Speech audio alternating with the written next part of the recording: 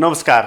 लुकेका अनि लुकाइएका, देखिएका तर नभनिएका घटनाहरूको सङ्गालो मात्र होइन, तथ्य र तथ्याङ्क सहितको विश्लेषण कार्यक्रम इन्साइडर। दर्शकहरू, भिआइपीहरूले जुन सीमा छ त्यो सीमाभन्दा बढी लिएको सुविधा फिर्ता गर्नुपर्छ भनेर संसदको राज्य व्यवस्था समितिले निर्णय गरेको छ। उसको निर्णय सरकारले मान्नुपर्दछ। ती भिआइपीहरू जसले अनधिकृत रूपमा भान्से राखेका थिए, ड्राइभर राखेका थिए वा अन्य उनीहरूले सुविधाको लागि भन्दै विभिन्न ढङ्गबाट मानिसहरूलाई राखेका थिए, तिनलाई फिर्ता गर भनेर राज्य व्यवस्था समितिले निर्देशन दिएको। यसभन्दा अगाडि नै पनि अर्थात् अघिल्लो संसदले नै पनि कति त्यस्ता मानिसहरूलाई सरकारले दिएको सुविधाभन्दा बढी भिआइपीहरूले सुविधाको रूपमा राखेका छन् भनेर खोजबिन गरेको थियो। उसले त्यसरी खोजबिन गर्दै जाँदाखेरि झन्डै 14-15 हजार त्यति मानिसहरूलाई भिआइपीहरूले अनधिकृत रूपमा आफ्नो सेवा सुविधाको लागि अथवा सुख सुविधाको लागि भन्दै राखेको भनेर अनौपचारिक रूपमा तथ्याङ्क सार्वजनिक गरेको थियो। अहिले पनि त्यो तथ्याङ्क यकिन आइसकेको छैन। गृह मन्त्रालयले पर्याप्त मात्रामा सहयोग नगरेको उति बेला राज्य व्यवस्था समितिको गुनासो रहेको थियो। अहिले पनि आर्मीबाट रिटायर्ड भएका, पुलिसबाट रिटायर्ड भएका अथवा न्यायाधीशहरू, प्रधान न्यायाधीशहरू, उनीहरूले कति मानिसहरूलाई अतिरिक्त सुविधामा राखेका छन्, यकिन तथ्याङ्क छैन। ती तथ्याङ्कहरू यदि छन् भने पनि लुकाइएका छन्, गुपचुप पारिएका छन्। गुपचुप पारिएका ती तथ्याङ्कहरूलाई अब केलाउनु पर्नेछ, जसले अनधिकृत रूपमा अर्थात् सरकारले तोकेको भन्दा मापदण्डभन्दा बढी भनौँ, जसले मानिसहरूलाई राखेका छन्, ती मानिसहरूलाई फिर्ता गर भनेर समितिले गृहमन्त्रीलाई साक्षी राखेर दिएको निर्देशन अब पालना हुनुपर्नेछ। सुशासन आजको मितिको सबैभन्दा ठुलो कुरा, महत्त्वपूर्ण कुरा हो। राज्य व्यवस्था समितिले सुशासनको लागि एउटा महत्त्वपूर्ण कदम चालेको छ। मलाई सुरक्षा थ्रेट छ भन्दै अहिले हरेक जसो मानिसहरूले सुरक्षाकर्मी राख्ने गरेका छन्। सुरक्षा थ्रेट कसबाट छ? कसले सुरक्षाको लागि चुनौती दिइराखेको छ? यो ठुलो सवाल हो। त्यसो भन्दै सांसदहरूले सुरक्षाकर्मीहरू राख्ने, ड्राइभर राख्ने, भान्से राख्ने, प्रोजेक्टहरूका गाडी आफूले चढेर हिँड्ने यो नेपालको चलनै बनिसकेको छ। आफूले चढ्नु पर्यो भने मारुति गाडी चढ्ने, अनि सरकारी सेवा सुविधाबाट चढ्नु पर्यो भने पजेरो चढ्ने, प्राडो चढ्ने, त्यति पनि नसक्नेले स्कर्पियो चढ्ने, अनि यदि कसैले पनि सक्दैन भने स्वास्थ्यबाट गाडी थुतेर ल्याउने, विद्युत प्राधिकरणबाट गाडी थुतेर ल्याउने, विभिन्न प्रोजेक्टहरू छन् त्यहाँबाट गाडी थुतेर ल्याउने, आफू आरामसँग चढ्ने, पेट्रोल राज्यले तिर्ने, ड्राइभर राज्यले बेहोर्ने, अनि आफू सुखशयल गर्ने। त्यही सुखशयल गर्दै आफूले राखेका अनधिकृत रूपमा ती मानिसहरू मार्फत बिजुलीको बिल तिर्न पठाउने, बच्चालाई स्कुल लाने र ल्याउने काम गर्ने, तरकारी किन्न पठाउने, यी सारा काम यसरी हुने गरेको छ। भिआइपीहरूको यो आलिसान जिन्दगीको पछाडि यी जो मानिसहरू एउटा दबिएर बाँधा मजदुर जस्तो भएर जसरी काम गर्नु परेको छ, अब त्यो फुक्का हुने स्थितिमा पुगेको छ। तर कार्यान्वयनमा देखिने चुनौती अहिले मात्र होइन, उहिलेदेखि नै रहँदै आएको थियो। निर्देशन स्वयं कार्यान्वयन हुँदैन। कार्यान्वयन गर्नको लागि गृह मन्त्रालय जति धेरै सक्रिय हुन्छ त्यति नै छिटो यो कार्यान्वयन हुन्छ। तर राज्य व्यवस्था समितिले दिएको निर्देशन चाहिँ कडै खालको छ। आज हामी नियमअनुसार भिभिआइपी र भिआइपीहरूलाई प्राप्त हुने सुविधा बाहेकका अन्यलाई मापदण्ड विपरीत उपलब्ध गराइएका पियासो, सवारी चालक र भान्सेहरू कुल कति छन् र मापदण्ड विपरीत उपलब्ध गराइएका पियासो, सवारी चालक र भान्सेहरू 15 दिनभित्र फिर्ता गरी आफ्नो दरबन्दी भएका ठाउँमा पठाउन सम्बन्धित नेपाल सरकारलाई, प्रधानमन्त्री, मन्त्री परिषद कार्यालयलाई, गृह मन्त्रालयलाई निर्देशन दिने निर्णय गरियो। जति छिटो अब यसलाई अन्तिम डेट र जानकारी पनि राज्य व्यवस्था समितिलाई गराउन अनुरोध गर्दछौँ। नेपाल सरकारका मन्त्रीहरू लगायत सम्पूर्ण पदाधिकारीहरूले नियम अनुसार भन्दा बढी सवारी साधनहरू प्रयोग गरेको छ भने त्यो पनि नियमभन्दा बाहिर सम्पूर्ण फिर्ता गर्न निर्देशन नेपाल सरकार, प्रधानमन्त्री र मन्त्री परिषद र गृह मन्त्रीलाई निर्देशन दिने। नेपाल सरकार तथा प्रधानमन्त्री मन्त्री परिषद कार्यालयको निर्णय अनुसार सुशासन कायम राख्नका लागि सार्वजनिक बिदाका दिन अफिस खोल्ने निर्णय भएको सुनिन आएको थियो। नेपाल सरकारले गरेका निर्णयमा मन्त्री परिषदले गरेको निर्णय आर्थिक सहयोगको निर्णय चाहिँ तुरुन्त कार्यान्वयन हुने, अरू निर्णय अलि पछि कार्यान्वयन हुने हुँदा यसलाई पनि बिदाको दिन अफिस खोल्ने निर्णय यथाशीघ्र कार्यान्वयन गर्न नेपाल सरकार, प्रधानमन्त्री मन्त्री परिषदको कार्यालय र गृह मन्त्रालय र सङ्घीय मामिला मन्त्रालयले निर्देशन दिने गरियो। नेपालमा भिआइपी हुनु भनेको निश्चित पदको ओहदा अर्थात् पद र त्यो पद धारण गरुन्जेलको लागि मात्र होइन, त्यहाँबाट सेवा निवृत्त भइसकेपछि पनि। जस्तै गृहमन्त्री हुनु एउटा शानको विषय भएको छ नेपालमा, जबकि त्यो जिम्मेवारीको विषय हो। गृहमन्त्री किन हुने भन्दा गृहमन्त्रीबाट निवृत्त भइसकेपछि पनि सुरक्षाकर्मीहरू ट्याँ टुई टुई गाडी घोडा यो जुन सुविधा छ त्यो घरै लिएर जान पाइने गजबको देश बनेको छ नेपाल। अजब नेपालको गजबको कहानी बनिराखेको छ। प्रधान न्यायाधीशहरूको यस्तै खालको शान शौकत छ। प्रहरीको आइजिपीबाट रिटायर भएकाहरूको यही ढङ्गको छ। घरको भान्सेदेखि लिएर खाना पकाउने, भाँडा माझ्ने, बिजुलीको बिल तिर्ने, गाडी चलाउने, यी सम्पूर्ण काम त्यही सरकारले दिएको मानिसहरू मार्फत हुने गरेको छ। आर्मीको त्यस्तै प्रकारको देख्न सकिन्छ। सांसदहरूले अनधिकृत रूपमा तपाईले देख्नु नै भएको होला, शान देखाउनकै लागि भए पनि सुरक्षाकर्मीहरू बोकेर हिँड्ने गरेको। के थ्रेट छ सांसदहरूलाई? किन बोकेर हिँडिरहेका छन् उनीहरू सुरक्षाकर्मी? यो अचम्मको दृश्य हामी देखिराखेका छौँ। ती मानिसहरूलाई देख्दा नेपाल कसरी चलेको छ, नेपाल किन यस्तो भएको छ, हाम्रा मान्छे किन यस्ता भएका छन् बुझ्न सकिन्छ। तपाईँ एयरपोर्ट जानुभयो भने भिआइपी कक्ष टनाटन भराउ हुन्छ।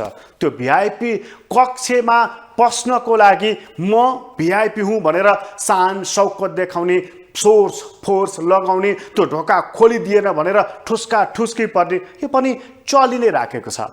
दृश्य यति मात्रै छैन।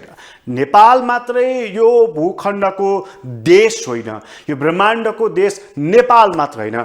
बेलायतका एकजना प्रधानमन्त्री बोरिस जोन्सन अस्ति मात्रै मेट्रोबाट झरिराखेका थिए। हातमा सुटकेस पनि थियो, पछाडि ब्याग पनि बोकिराखेका थिए, आफै सबै काम गरिराखेका थिए। प्रधानमन्त्री भइसकेको मानिस झोला बोकेर साधारण मानिस जस्तै हिँडिराखेका थिए। के उनी कुल्ली लगाउन सक्दैन थिए? के उनी ट्याक्सी चढ्न सक्दैन थिए? के उनी राज्यबाट सुविधा प्राप्त गर्न सक्दैन थिए? उनले किन यसो गरे? त्यो कुरा हाम्राहरू किन सिक्दैनन् भने एकचोटि सिकुन् भनेर यो दृश्य हामी देखाउँदैछौँ।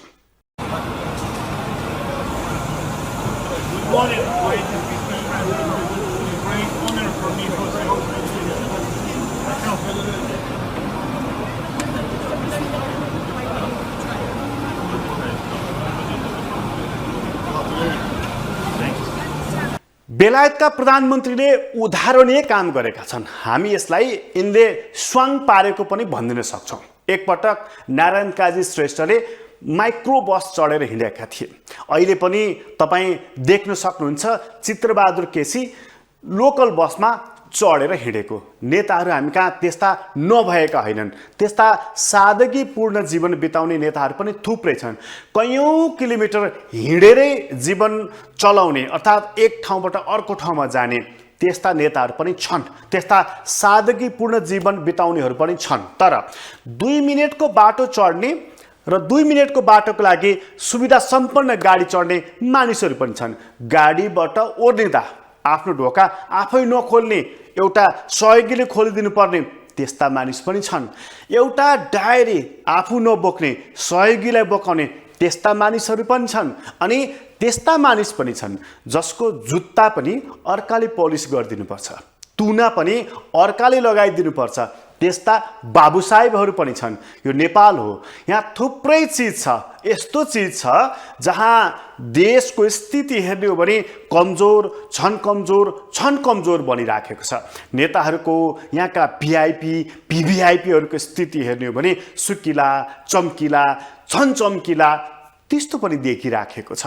यो सब र यो ठुलो खाडलको अन्तर कसरी मेटिन्छ आजको मितिको सबैभन्दा ठुलो चर्चाको विषय बनेको छ। अनि यही देशमा सबैभन्दा बढी नाटक हङ्गामा नौटङ्की पनि यही हुन्छ। एउटा नौटङ्कीको चर्चा गर्न जरुरी छ, अर्थात् त्यो नौटङ्कीको चर्चा गर्नु सामयिक हुन सक्दछ। एकपटक केपी शर्मा ओलीले लोकल बस चढेका थिए जति बेला उनी प्रधानमन्त्री अथवा एउटा महत्त्वपूर्ण पोस्टमा रहेका थिए।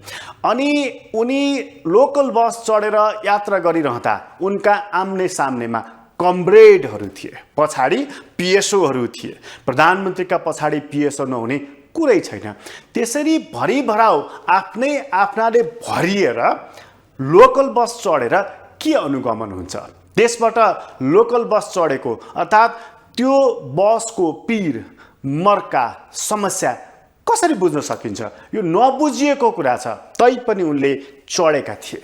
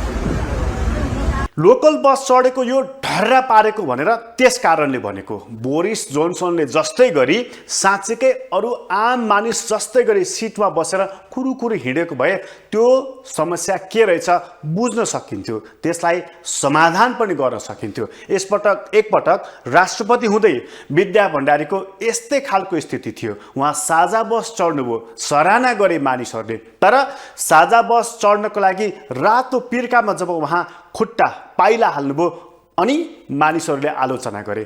अनि त्यो बसमा अरू कोही मानिस नचढिकन आफू मात्रै चढ्दा झन् बढी आलोचना गरे। यस्तो ढ्वाङ, यस्तो ढर्रा, यस्तो स्वाङ नेपालमै पार्ने गरिन्छ। अर्थात् दक्षिण एसियामा यो रोग चलिराखेको छ। अन्य दक्षिण एसियाका अन्य देशहरूमा पनि यस्तै प्रकारका ढर्राहरू स्वाङहरू हामी देख्न सक्दछौँ। तर यस्ता मानिसहरू पनि छन्, यस्ता नेताहरू पनि छन् जो पजेरो पनि चढ्छन्, जो स्कर्पियो पनि चढ्छन्, सुविधा सम्पन्न जीवन पनि बिताउँछन्, श्रम पनि गर्छन्। यो हामीले ध्यानपूर्वक हेर्न जरुरी छ। समाजमा सबै खालका मानिसहरू रहेका छन्। यहाँ श्रम गर्ने मानिस पनि छन्, श्रम गर्ने मानिसलाई शोषण गर्ने मानिसहरू पनि छन्, अनि पटक्कै श्रम पनि नगर्ने मानिसहरू पनि रहेका छन्। विचित्रको देश हो नेपाल। एउटा त्यस्तो वर्ग पनि छ जसले नेपालमा सर्वहारा वर्गको अधिनायकत्व हुनुपर्दछ भन्दछ, वैज्ञानिक समाजवाद ल्याउनु पर्दछ भन्दछ र त्यो ल्याउनको लागि हामी यत्नरत छौँ पनि भन्दछ। नेत्र विक्रम चन्द उनी अहिलेसम्म परीक्षित छैनन्, टेस्टेड छैनन्, तर उनका कामहरू हेर्दा कहिलेकाहीँ खतलाग्दा देखिन्छन्।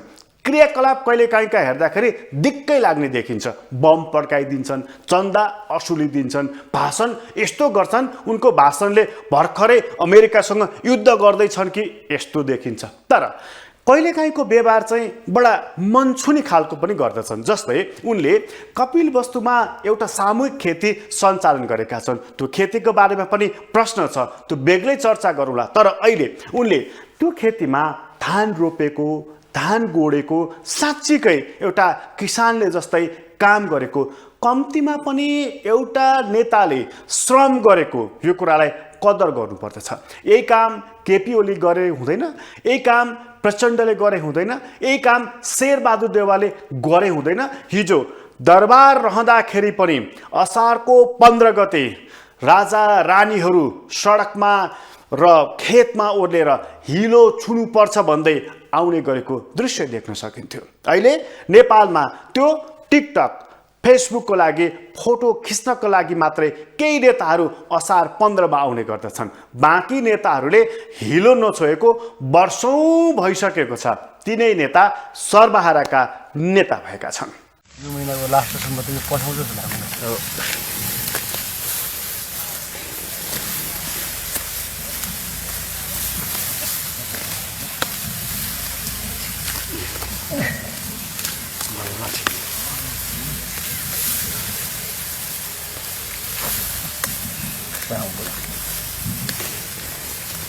यो आकाश उति थियो गाडी ट्र्याक्टर हो कि होइन?